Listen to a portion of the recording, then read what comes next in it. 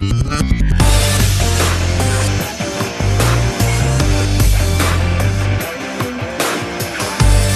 la República Dominicana soy Ivonne Ferreras, ya estamos al tercer día de este mes, avanzando en febrero. Los casos que no cesan, por tanto, señores, debe hacerse acompañar de un tranquilizante cada vez que vamos a ver uno de estos casos. Llegó Argenis, el tan esperado Argenis, ese mismo Argenis, que desde el año 2017, señores, desde el 12 de octubre de 2017, cuando se produjo, producto de la corrupción, aquel crimen atroz contra el abogado periodista Junior Ramírez, pues el señor se había ido a Estados Unidos y una no sabe por qué, pero le dio bastante brega a las pasadas autoridades de hacerlo venir a República Dominicana. Ayer no vino Junior, Argenis no, hasta Argenis lo trajeron, no porque Argenis quería venir. Una tarea bastante complicada, y yo creo que hay que aplaudir a las autoridades actuales porque esa tarea pendiente parece que les resultó bastante difícil a la pasada gestión del Ministerio Público. Y bueno, incluido ahí entonces uno de los misterios policiales, judiciales y hasta de relaciones exteriores para que este señor pudiera llegar al país, como señalan hoy algunos de los diarios, que intrigaba a la gente común, que no podía entender cómo es posible que a esa persona, en medio de la atrocidad de lo que se había cometido, simplemente no podían ellos actuar para que esa persona pues estuviera y llegara al país. Arrestado en Estados Unidos este hombre que es el sospechoso principal del secuestro y posterior asesinato de un abogado de la Universidad Autónoma de Santo Domingo, un abogado y docente de la Universidad Autónoma de Santo Domingo, imputado por su muerte y además por la desaparición del cadáver, que no fuera repatriado a pesar de que por el caso se había iniciado todo un proceso judicial. Eso llamaba a mucha suspicacia el hecho de que una persona con una responsabilidad de este tamaño, en medio de un caso tan consternador, que además evidentemente deja muy claro que también es un caso de corrupción, porque ustedes saben que todo ocurrió alrededor de la ONSA, que involucraba incluso al director de la ONSA, el señor Manuel Rivas. Y bueno, todo ese misterio todavía persiste y ahora lo que hay es la esperanza de que esto pueda develar todo ese manto y desatar, como dijo incluso la familia de Junior Ramírez, toda esa caja de Pandora que habría alrededor del caso del profesor Ramírez y su asesinato. Ahí en ese momento se hablaba de muchas cosas y dentro de lo que se hablaba era de extorsión, ¿no? Pero también el chantaje, la manipulación, todas esas cosas tendrían entonces que, podrían salir, yo pienso y tengo la fe con este Ministerio Público, con el seguimiento que ha dado al caso, con la concreción finalmente del regreso obligado del señor Argenis aquí al país. Y bueno, esa repatriación de Argenis, que como les contamos desde el 12 de octubre de 2017, al otro día de haber aparecido el cadáver de Junior Ramírez, se fue a Estados Unidos. Eso pues definitivamente es parte de todo ese entramado que involucra a personal administrativo de la Oficina Metropolitana de Servicios de Autobuses de la ONSA, y que debe caminar entonces al esclarecimiento de señalar a todos los responsables de esta atrocidad. Los ámbitos judicial y policial mantienen otros retos también, porque como el caso de Ramírez, ustedes recuerdan en ese momento cuántos asesinatos, señores, aquí en el país se produjeron. Eso era una cosa entre choferes de un sindicato y de otro, y que dice todo estaba vinculado alrededor de la mafia terrible que operaba alrededor de la ONSA.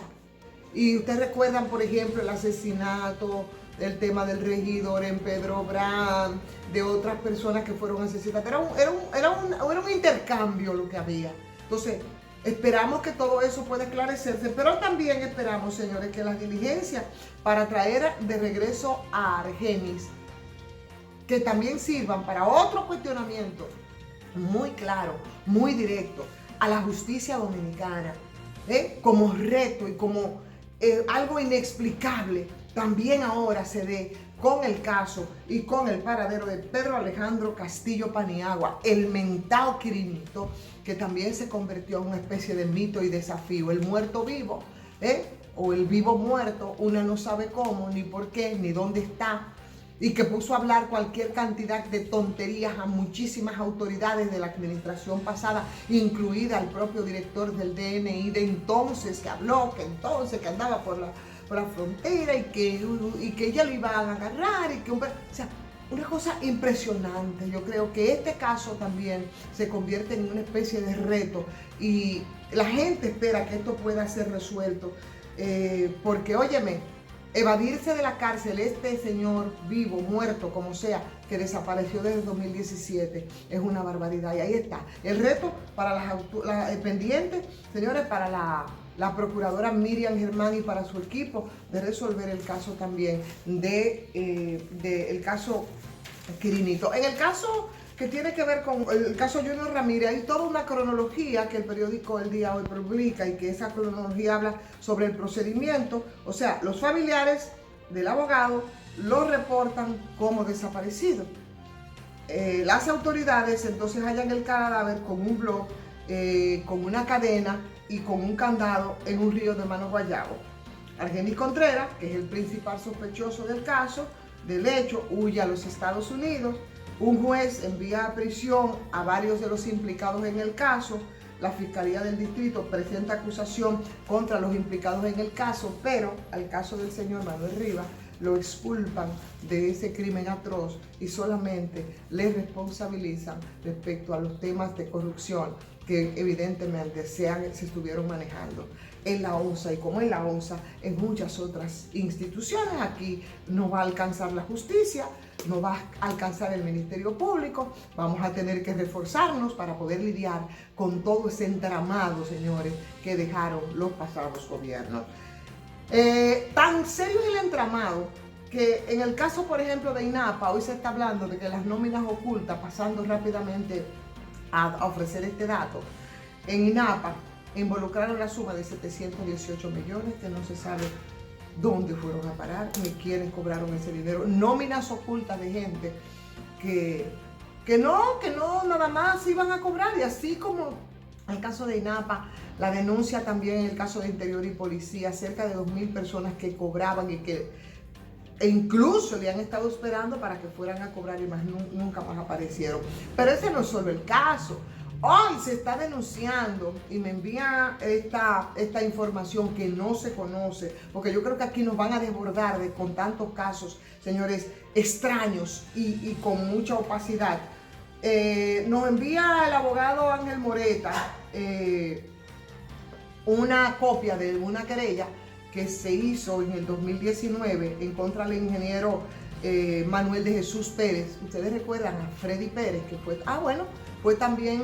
incumbente de la INAPA y también de Obras Públicas, y unos socios que tienen en su compañía Razón Social Diseño Integral, una acción de los abogados que incluye además al señor Lizardo Mezquita,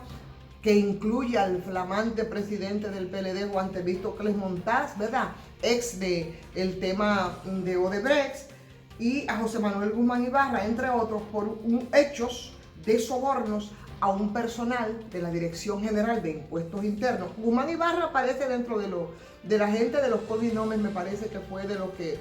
fueron identificados también ahí, igual que Andy en este caso. Pero aquí los hechos de soborno fue un personal de la DGI por un monto de 37 millones de pesos que es, de dólares, que utilizaron en perjuicio del Estado Dominicano, porque estos abogados también han hecho una querella de defraudación de 209 millones de pesos, valores que no fueron aclarados a la DGI, dicen ellos, por la empresa Diseño Integral, propiedad de Freddy Pérez o de Manuel de Jesús, Pérez Gómez, ¿verdad? Y también Ramón Andújar Ramírez y José Silva Valencia. Los querellados mencionaron, además de estos casos, y yo creo que en algún momento nosotros habíamos referido esto en estas mismas transmisiones, habían mencionado, hicieron constar en el informe contentivo del estado final del cierre del proyecto la construcción de la torre empresarial integral, que hoy es el edificio de la sede del Ministerio de Interior y Policía, donde ellos hablan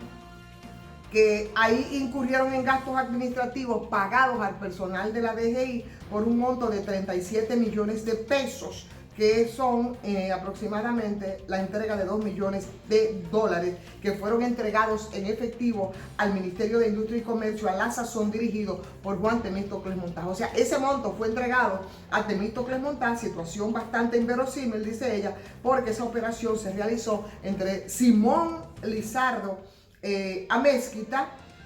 por el Banco de Reserva y Temístocles Montaz por Industria y Comercio, que a decir del abogado Ángel Moreta, están en presencia entonces con este caso, que es bastante serio, en presencia de un escándalo de corrupción extraordinario en los últimos años, porque involucra a un personal de la DGI, y todo eso se encuentra en el informe que presentó Freddy Pérez y comparte a sus socios inversionistas para ese proyecto de construcción del referido inmueble, y el mueble del que estamos hablando es precisamente el de Industria y Comercio. Ahí señalan ellos que esas personas han utilizado familiares, han utilizado esposa, hijos, y con eso han ocultado una serie de operaciones de evasión fiscal y de soborno, y esas evasiones y sobornos suman cerca de 200 millones de pesos, que no es cualquier cosa. Ellos han hecho ya el depósito ante la pesca, y bueno, dicen ellos que el ministro Nelson Toca Simó también está imputado por haber pagado de manera incorrecta cientos de millones de pesos con el deliberado propósito de encubrir todo un entramado criminal lesivo al patrimonio público, y que el grupo de Freddy Pérez, óigame bien, esto es otro escándalo además de corrupción que tenemos aquí, en la empresa Diseño Integral, de la que él es socio o socio mayoritario, utilizó como medio de evasión la compra de un inmueble, entre ellos a un comunicador,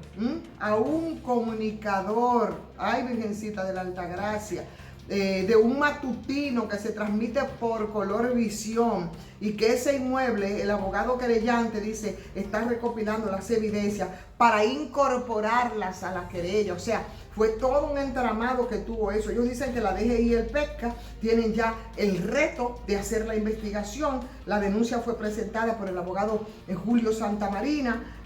donde se aporta pruebas del soborno al personal de la DGI en medio de ese entramado, así como una evasión declarada a la Dirección de Impuestos Internos, conforme se establecen las pruebas que ellos han aportado y que han depositado ante el PESCA. Y ahí está, ese es un nuevo caso, señores, que ya ustedes oyen a los angelitos que están involucrando en este caso